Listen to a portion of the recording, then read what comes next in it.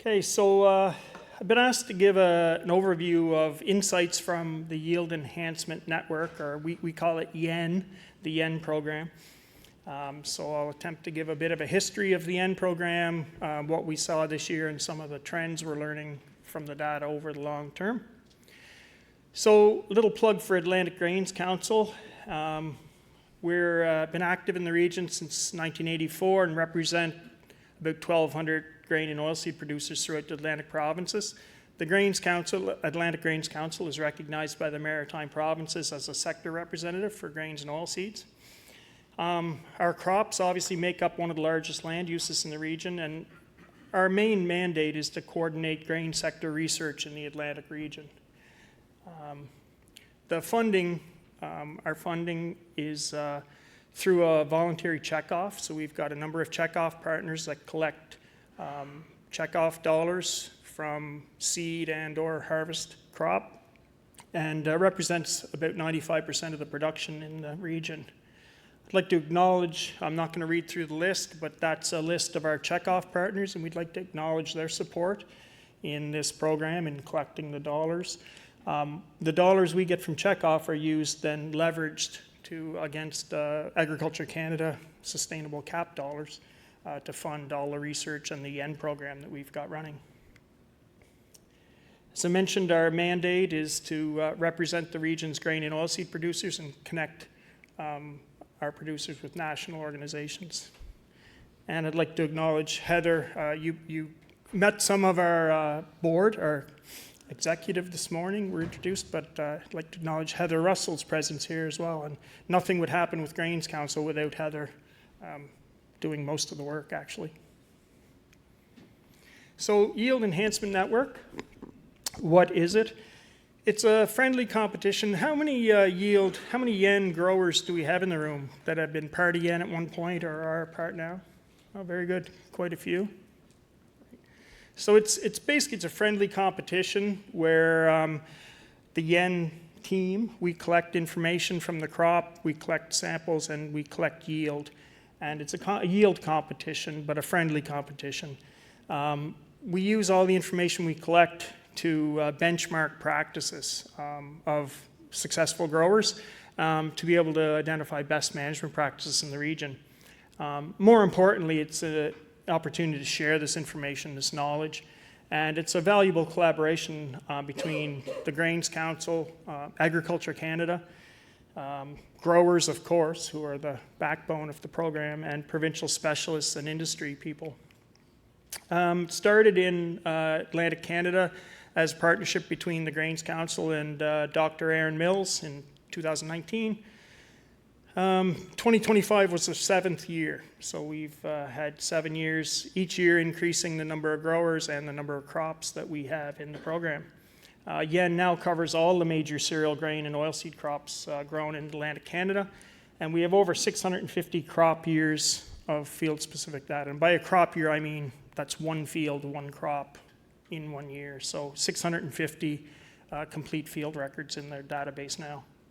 So we're now starting to be able to identify some interesting trends in the long-term data. This slide just shows kind of the progression from the first year. We started in 2019 with about 34 fields, and they were only winter wheat and spring wheat. Last year we were at 153 fields, covering spring and winter wheat, barley, oats, soybeans, grain corn, and a silage corn pilot. The way it works, there's kind of three main partners. One, of course, the farmer collaborator that provides fields for sampling, provides grain samples after harvest, and provides crop management information. So planting date, planting rate, varieties, pesticides applied, fertility, and all the other records. Atlantic Grains Council and our contractors provide we do the grower recruitment, we coordinate all the field sample collection, manage the data collection and sorting of the data, and work with Agriculture Canada on the tech transfer activities like this conference, but we also do award ceremonies in each province and grower meetings for our YEN growers. Agriculture Canada plays an important role. They coordinate all the sample processing and analysis, so all of our plant and grain samples go to Agriculture Canada. They handle the statistical analysis and report generation and partner with us on tech transfer activities as well. The data we collect is pretty extensive. We're always trying to optimize the data we collect, so we try to collect things that are important, but try not to waste time on collecting stuff that's not useful. We collect crop stage at various timings. Weather data is used in the weather modeling. We collect soil samples from every field for lab analysis. We look at rooting depth. We collect plant samples prior to maturity for everything from measuring plant height to head size, number of seeds per head, and so on. With corn, we've been collecting tissue samples. We collect photos and drone imagery. And then I mentioned at harvest, we collect grain samples that are analyzed for quality, test weight, 1,000 kernel weight, so on. And then all of the crop management records that are used for benchmarking what the high producers did so that we're able to share that information. The yen report, this is a snapshot of what our current, part of what our current yen report looks like. Quite basically, each field, this would be your field. If you were entered in yen, you would get a printout in the report of all the attributes of your field. So your seeding date, your seeding rate, the number of fungicide passes, and so on. Soil fertility, the applied fertilizer in your crop, crop components, the number of heads per square foot, and so on. All of this would be your field. We then benchmark that against the winner, who would be the highest yielding grower for this crop. I think this report might have been for a barley crop. So this would be your field if you had entered this field into yen, and the next column would be the winner. So you can see how your field measurements compared to the winning field. Then we break down all the other fields in yen into quartiles. So this would be the top 25%. If there were 20 barley fields in yen, this would be the top 5. The top 5 averaging fields would be here. So it's a way for you to benchmark your field and see whether your production fell into the top 25 or the bottom 25 or somewhere in the middle 50. And we do this for all of our crops in yen. It's a way to compare. As I say, some interesting things in this one. We look at this field, only had 25 heads per square foot, for example, compared to the winner that had 65. And then, of course, that doesn't tell you exactly the problems, but it can give you some things you can look at in terms of improving your yield next time around. We've also been trying to tie in economics because looking at inputs alone isn't enough. You've got to be able to make sure that we're confident that extra inputs are worth it. So we've been trying to look at a way to look at the net return after inputs. So we look at all the fertilizer costs, all of the chemical costs, which includes herbicide, fungicides, PGRs, and the application costs. And we take that off the gross return for the field. And with that, we're able to come up with kind of a return after inputs. Now, this isn't a profit. I want to be very careful that this is not profit. We still have to take out your tillage costs and overhead and harvest and trucking and so on. But it's a way to standardize the potential return or margin on a crop after inputs. Because we're often asked, so-and-so always gets a very high yield, but I know they always put a huge amount of fertilizer and inputs into their crop. They're probably making less money than I am. And so we're always careful to look at that to measure that margin. And this is a way we can do that, compare fields. Generally, we're seeing that well-managed fields with the optimum level of inputs yield a higher margin almost all the time. So skimping, trying to be cheap with a cereal crop often doesn't pay. After the year is finished, so this time of year we've been doing our yen wrap-up meetings, review with all of our yen growers. We had a meeting here in PEI a couple weeks ago and a couple in New Brunswick, heading to Nova Scotia next week. And it's an opportunity for the yen team and Agriculture Canada to meet with the growers one-on-one, present the reports, and talk a little bit about what we've seen. There's so much data collected here that unfortunately it would take we could easily do a full day meeting just on each crop to talk about what we're learning. But we try to share the highlights and the trends of what we see from this year. So I'll hit into 2025 overview. A snapshot of what we saw. We had, as I mentioned earlier, we had an increased number of fields as compared to previous years. This year we did a corn pilot yen that expanded into silage corn, which was an interesting transition. As everyone knows, we had a big drought in the Maritimes. Especially on the later crops, corn and soybean, it had big effects. The spring cereals and winter wheat seemed to escape in most parts of the region. It was dry in all the province, but Nova Scotia seemed to get hit especially hard, and as we'll see when I show some of the winners from across the region, New Brunswick seemed to fare out better than the rest of us this past year.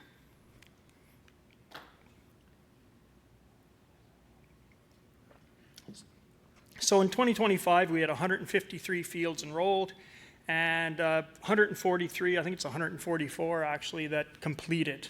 So there's about 9 fields that didn't complete for various reasons. Either the grower wasn't able to provide us with the field records. I think a couple of fields were abandoned because of the drought and weren't harvested. So various reasons, but we had 143 fields complete the yen program this past year. This shows our distribution. New Brunswick, most of our fields are in the St. John River Valley from Woodstock up to Grand Falls. We got some silage cornfields and I think some barley and winter wheats scattered around the province. Nova Scotia, a few fields in the valley in the Truro-Shuby area and some on the Northumberland shore. And then PEI, pretty good coverage on Queens and Kings County, but Prince was a little bit sparse last year. I'm going to touch on each crop briefly. I think I'm still okay here. So barley yen, this past year we had 19 fields enrolled. That map shows the locations. I'm going to go through this fairly quickly because we're on a tight schedule, but if anybody has any questions later, I'd be happy to go through it in more detail. So 2025 barley yields range from about a minimum yield of around a ton to the acre to a maximum of 2.86 with an average of about 2.19 tons. All these yields are adjusted to 13.5% so that they're standardized. This is just interesting. Growers tend to like to see this information, the barley varieties that were grown. And this is the number of fields in yen of each variety. So you'll see that common seem to have the most entries, single entries, but the next couple, Leader and AAC Ling, were in there at 3 entries. So that's what that describes, is the number of fields in yen of each variety. This year, the top yield was a tie between Leader and Visual, which is actually a winter barley variety. Second was AAC Madawaska and AC Bell. And I'd just like to point out these, it says underseeded after it. So anyone that thinks you can't grow a really good spring cereal crop and underseed it, the guys in New Brunswick seem to really have that perfected. The bulk of the spring cereal crops up that way are underseeded, and they can grow a big yield in their barley crops. I'm going to flash up the winners, so give some recognition. I don't think we have too many of our winners here today, but in barley, Schenkel's Farm from New Brunswick, Atlantic Roasted Products, which is Anthony Neighbors in PEI, Eastern Grains, and I know Eric is here. Hi, Eric. And Ralph Carpenter and Son. You'll see New Brunswick pop up a lot on these lists as I acknowledge the top yields this year, because New Brunswick certainly did outperform the other provinces as a whole. Oats, not a lot of oats grown on the island. We had one entry that wasn't an official entry in that it wasn't a verified yield, but the yield was very high. The bulk of the oats are grown in New Brunswick in the region. Oat yields range from a minimum of 6.6 ton to the acre to 2.35. And the most common variety by far in yen this year was CS Camden, which also happened to win the competition for oats and was, again, underseeded. For oat yen winners this year, you'll see they're all in New Brunswick, not surprisingly. with the top going to Eastern Grains 2.3. And I don't know, I shouldn't probably put anyone on the spot, but did you want to say anything about your crop, Eric, or oats this year? Did you want to say anything about your oat crop this year, or growing conditions in New Brunswick? Because you guys. I think the yield is probably due mostly to the crop. We had, even though it was dry, we had some nice water tanks at different times that made it that New Brunswick really had great yields this year. So I think seeing what we've been seeing, if we have the proper year and we can manage even a little bit greater, I think we can even push this a little bit higher. Because some of the other fields had a little bit higher yields, but there's still a little bit of tweaking that needs to be done. And I expect that within the next few years we will be able to get there. But I think that another fungicide is probably needed to do a better job on it. So I think if we go with a dual fungicide application, I think we can achieve even better. So in your area, Eric's in northern New Brunswick, Grand Falls area. It was generally a good growing season for spring cereals last year. Yeah. Great, thanks, Eric. Sorry for putting you on the spot there. Spring wheat, we had 16 fields. So we did see a drop in spring wheat, barley in the end this year, and we saw an increase in oats winter wheat and soybeans. We had yields ranging from 1 to 3.1 ton to the acre, and interestingly this year, Walton, as everyone knows, has been the old standby for spring wheat varieties in the region for a long time.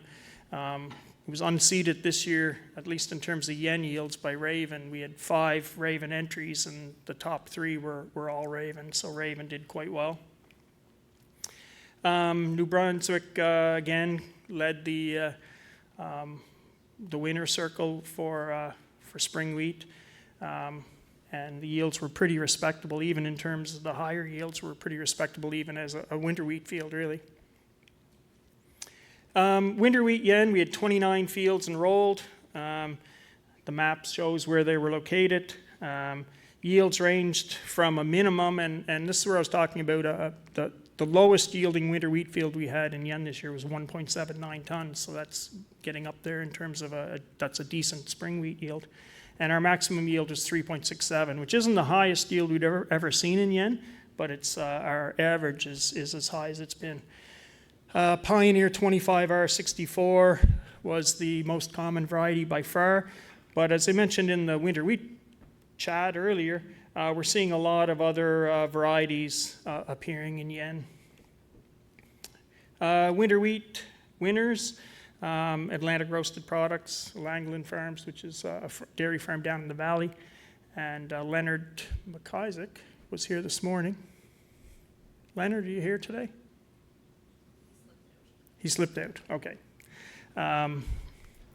All right, so one thing I want to mention, and I'm aware of my time here, stripe rust when it comes to winter wheat. I'm just bringing this up because we saw a lot of stripe rust appear all of a sudden last year, just kind of around the end of June. I think it was right around end of June when the heads were coming out. And normally it spreads through the wind. It comes in from the States, from southern areas like other rusts do, and requires cool temperatures. So conditions were perfect last year for stripe rust. It's not believed to overwinter in Canada or in our region.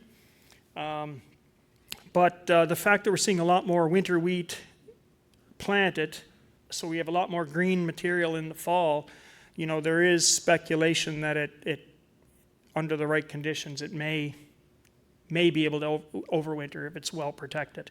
I'm very careful to clear, though, it's not known to overwinter at this time. Once it's established, it can spread really, really quickly. And what we saw last year is any fields that had their fungicide sprays on when stripe rust appeared seemed to look pretty good. If you waited until you saw stripe rust start, it spread so quickly that a fungicide won't really clean it up once it's there. So you want to kind of have it on. as soon as rust is in the region. So something to look for this year. Keep an eye out on the winter wheat crops through kind of mid-June. Keep your ears open to see if there's any stripe rust being seen in the area, and if so, consider a fungicide application. Soybeans, 29 fields enrolled. Yields range from 0.5 to 1.68. As expected, a lot of different varieties of soybeans grown. And the winners top three were all in New Brunswick, where they had decent conditions and the odd rainfall. I'm going to go through the next few slides pretty quickly, same standard, because I want to touch on corn here shortly. As I mentioned, we did corn in yen for the last 2 years, grain corn for the last 2 years, silage corn last year. Grain corn yields ranged from 2.3 to 5.6 tons to the acre. And is Colin here? Colin. So thanks, Aaron. So this year was the first year that grain corn was officially in yen, and as a result, up until now, all of the top winners for yen have been winter wheat crops, and this year, for the first time, corn unseeded winter wheat. We all know how much Aaron loves corn, but Colin McNevin was the successful champion and got the big trophy, so congratulations. And that's a good, for the folks from Ontario, in terms of bushels, that's, what is that? 225? Something like that. So that's a pretty good yield, I think, even by Ontario standards. So I don't know, Colin, if you have any secrets or tips to share with others? Not really, I guess. Do little things different on home on the farm. We struggle with heat units here in Atlantic Canada, so we actually grow the corn under biodegradable film. So we gain some heat units and some daylight hours by that. So that makes a big difference. That kind of gives us, that's why we're able to grow an 82-day corn versus everybody else is growing a 72 or a 76-day corn. So we're able to kind of ratchet up the things a little more than everybody else. That's kind of probably the biggest thing we do that compared to anybody else. Mm-hmm. Yeah, and is that something you plan to do every year now? We've been doing it now for a handful of years now, so yeah. Yeah. Yeah, and I was in the fields. I mean, they definitely got a good week or more head start, in terms of height and... Yeah. Oh, yeah. No, you definitely gained probably close to 10 days with film. Yeah. Very good. Well, it was a beautiful looking crop right from the start, and uniform ears and so on. So congratulations. Thank you.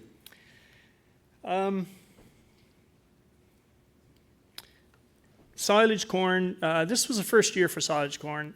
It was a pilot project. We still have some learning to do on silage corn because it's a lot harder to take the yields off a field than it is to weigh a few trucks when you're talking the tonnage that comes off silage. So we did a lot of hand sampling with the crop. This year we had yields up in the close to 30 ton to the acre. Winding River Farm in Nova Scotia were the winners, and Kyle Jewell had the second highest yield this year with silage corn. As I say, we definitely have some tweaking to do in the program, but it's something that I expect we'll continue to try to build on. We look at not only yield with the silage corn, but we also look at milk per acre. So we make sure to incorporate the nutritional value of the crop, not just the bulk yield. So what we're learning, can I have 2 minutes overtime? Patty? What we're learning, so the competition is a driver for some. Some people are interested in it, but about a third of our fields aren't in the competition at all. That means the grower isn't interested in getting certified weights or anything. They're most interested in the benchmarking part of the program. From what we've learned in the long-term trends, Aaron Mills' group at Ag Canada is doing a lot of the stats on the long-term trends that we're seeing in yen. And we've released a number of fact sheets. There's 3 of them that are available on atlanticgrainscouncil.ca. Growth staging in cereal grains, optimizing winter wheat, and yield enhancement benefit to growers. And certainly anybody that's not been in yen and might want to try yen, we'd certainly love to hear from you. I mentioned earlier a large number of fields we have in our database now, and we want to keep building on that. So we're getting a lot of data to start analyzing. One thing I want to touch on quickly is it's popping up to us more and more every year is in terms of seeding rate. And I'll use winter wheat as an example.